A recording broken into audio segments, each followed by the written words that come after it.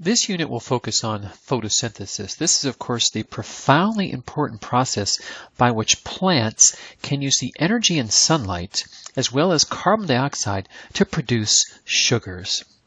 Before we look at the reactions involved in photosynthesis, let's first take a look at where photosynthesis takes place within a plant.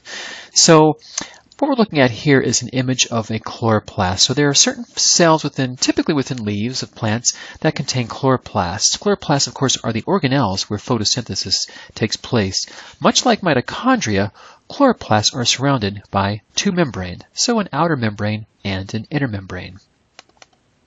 But the more important portion of chloroplasts are the inner regions. So if you take a look at all these disc-like membranous structures, these are all thylakoids. Thylakoids are profoundly important because this is where the photosynthetic pigments are found.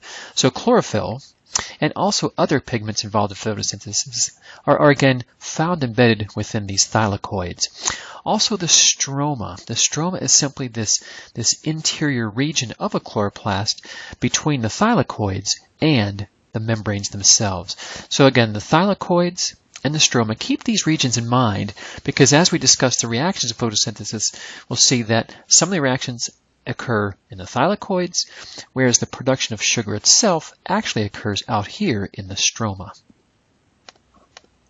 So let's now say a few comments about the pigments that are involved in photosynthesis. So pigments are found in the thylakoids that can absorb sunlight, and they can harness the energy in that light and use that energy, again, ultimately to produce glucose. So what are some of the main photosynthetic pigments? You've probably heard of chlorophyll. It turns out there are a couple of different types of chlorophyll. So chlorophyll A is the primary photosynthetic pigment. All plants have to have chlorophyll A in order for photosynthesis to take place. But there are also these other pigments we collectively refer to as accessory pigments, which include chlorophyll B, and also these carotenoids, which includes a variety of orange, yellow, and reddish colored pigments. So again, all these pigments are found in thylakoids of chloroplasts and can absorb sunlight and use that energy to drive photosynthesis. If you think about all these pigments absorbing sunlight and using the energy for photosynthesis, you can then address the basic question of what wavelengths or what colors of light might be most effective at driving photosynthesis. And what you can do is take a look at an absorption spectrum of these pigments. So you can take these pigments, isolate them from plants, shine light at different wavelengths or different colors through these pigments and see which of those wavelengths the pigments absorb most effectively. And so what we're looking at here is an example of an absorption spectrum. Again, just looking at different wavelengths of light down here and the amount of light that each of these pigments absorb. For example, the dark green graph, that's chlorophyll A. The light green graph is chlorophyll B. The orangish graph here, that's these carotenoids. And if you think about chlorophyll, for example, chlorophyll has a green color. It appears green to our eyes. Why is that? Well, chlorophyll reflects the green colors and absorbs everything else. So it absorbs down in the blue range, up here in the red range. And as you might guess, it's those colors, the blues and the reds, that are most effective at driving photosynthesis because this is the color, these are the colors of light that chlorophyll tends to absorb most effectively. I should also point out that these carotenoids, which again consists of various red, orange, and yellow pigments, these are the pigments that are, at least in part, responsible for the beautiful colors that we see in fall leaves. In essence, what happens is the chlorophyll itself breaks down, and these accessory pigments are left behind. And there are other reactions taking place as well, but again, the carotenoids are at least in part responsible for fall coloration. So what then are the basic reactions involved in photosynthesis? Well, there are two major phases of reactions that we'll discuss. First of all, let's talk about the so-called light reactions or light-dependent reactions. These are reactions that involve all of the photosynthetic pigments embedded within thylakoids. So these reactions occur in the thylakoids. And in essence, what we'll see is that light can energize the electrons found in these pigments. And as a result of light energizing the electrons in photosynthetic pigments, we produce a variety of things, namely ATP. This compound here, NADPH, that's simply nicotinamide adenine dinucleotide phosphate, just NADPH is fine. Very similar to NADH, which we discussed in cellular respiration. But we also produce oxygen as a byproduct of the light reactions. Obviously profoundly important because it's this oxygen that we rely on for every breath that we take. And we'll see how that oxygen is produced in just a bit. So let's take a look and see what happens during the light reactions of photosynthesis. So the reactions of photosynthesis can be a little confusing at times, but don't let the details overwhelm you. What we're looking at here is a sketch I've made just outlining the major players involved in the light reactions of photosynthesis. So what we've done, we're just zooming in on a portion of a chloroplast. Specifically, we're taking a look at a single thylakoid, so a single disc-like membranous structure. There's a single thylakoid. And what are some of the main components involved in the light reactions beyond the thylakoid membrane itself? Well, let's identify some of the key players here. First of all, notice toward the left, there's a PS2. So that refers to photosystem 2. This little box right here, that represents photosystem 2. Over here on the right, this little box represents photosystem 1. What is a photosystem? Photosystem is just a collection of photosynthetic pigments. So you're going to have some chlorophyll A, perhaps chlorophyll B, carotenoid. It's just a collection of photosynthetic pigments. PS1, essentially the same thing as PS2, except they have slightly different proteins. So therefore we distinguish them as two different types of photosystems. So PS2 and PS1. Again, just collections of photosynthetic pigments. Also notice that the light reactions involve an electron transport chain. So the ETC consists of these molecules. Don't worry about the names of each molecule, that's not important, but these molecules, again, found embedded in the thylakoid, much like the electron transport chain in mitochondria. As we'll see, they can accept electrons and eventually use those electrons as a source of energy for pumping protons during the process of chemiosmosis. We have this enzyme over here, namely NADP reductase. What we'll see is that this enzyme ultimately can produce NADPH, which recall is one of our products of light reactions. We also have our enzyme down here, ATP synthase, and of course this is the enzyme that's involved in the formation of ATP. I also point out, obviously there's pretty much water everywhere, but I point out some water molecules inside the thylakoid. You'll see why in just a bit. I also indicate some protons initially out in the stroma, right outside of the thylakoid. And I also point out that the photosystems include electrons that are just part of the photosynthetic pigments themselves. And as we'll see, those electrons play a vital role in the light reactions of photosynthesis. So how does this whole process work? What happens when light shines on a photosynthetic cell within a plant? Well, imagine light coming down, striking the thylakoid, specifically interacting with the photosystems here, PS2 and PS1, because again, this is of course where the photosynthetic pigments are found. Let's begin over here at photosystem 1 toward the right.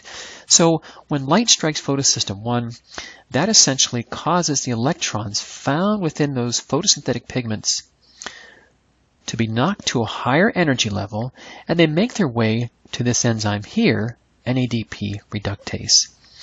Once the NADP reductase receives the electron, the enzyme can then take the electron, take a proton, perhaps one of these protons, but also take NADP, combine them all together to produce NADPH. So NADPH, you'll see why it's important in just a bit, but again, one of our main products of the light reactions. In order for this to continue to take place, in other words, in order for PS1 to keep making NADPH, PS1 has to replace the electron that it just lost. So where does that replacement electron come from? Well, at the same time light is striking PS1, light is also striking PS2. So light drives an electron from PS2 through this electron transport chain. The electron makes its way through the electron transport chain, eventually landing over here at PS1, replacing the electron that PS1 lost previously. So PS1 can continue to make NADPH as long as it replaces its lost electrons. Think about that. Think about what might happen as these electrons are making their way through the electron transport chain. Again, from PS2 over to PS1. We think back to cellular respiration and the process of chemiosmosis. The same basic process occurs here in photosynthesis. So in essence, these electron transport chain molecules, they function in active transport. And what do? Well, they actively transport these protons from the stroma into the inner region of the thylakoid. So protons make their way into the thylakoid. So that results in a high concentration of protons inside the thylakoid, and the protons have a tendency to diffuse out of the thylakoid through the enzyme ATP synthase. So they make their way back into the stroma, again moving through the ATP synthase enzyme. As those protons move through the enzyme, that provides the energy that allows the enzyme to link ADP, adenosine diphosphate, with a free phosphate to produce ATP. So ATP, one of our main products of the light reactions.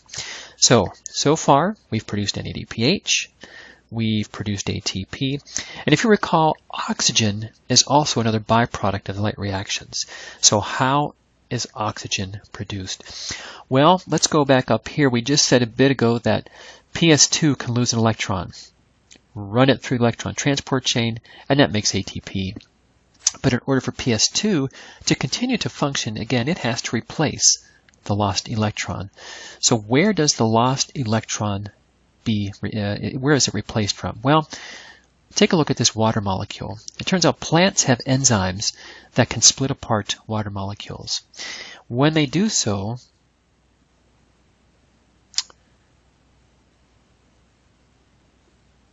they can take an electron that's produced as a result of splitting apart a water molecule, take that electron, donate it to PS2, thereby replacing the electron that was lost previously. Also, you can imagine if you split apart water molecules, you're also going to produce some protons, some hydrogens, so some protons are produced. And what else is produced? Well, oxygen. So O2 simply produced as a byproduct of splitting apart these water molecules.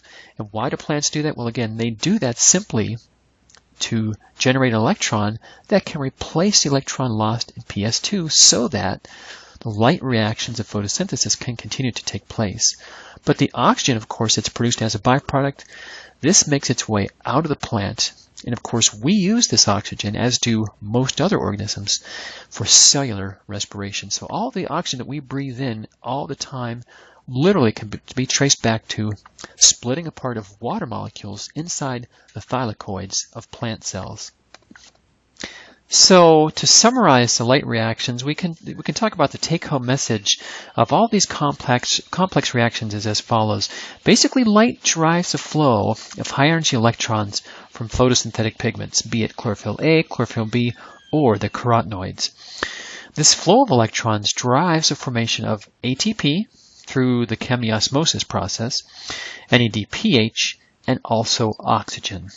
Notice, of course, we haven't mentioned anything about glucose yet. Of course, the whole goal of photosynthesis is to produce sugar. So now let's talk about the Calvin cycle, or the dark reactions, or the light-independent reactions, all referring to the same thing. So this is the second phase of photosynthesis, And this represents the reactions by which glucose is ultimately produced.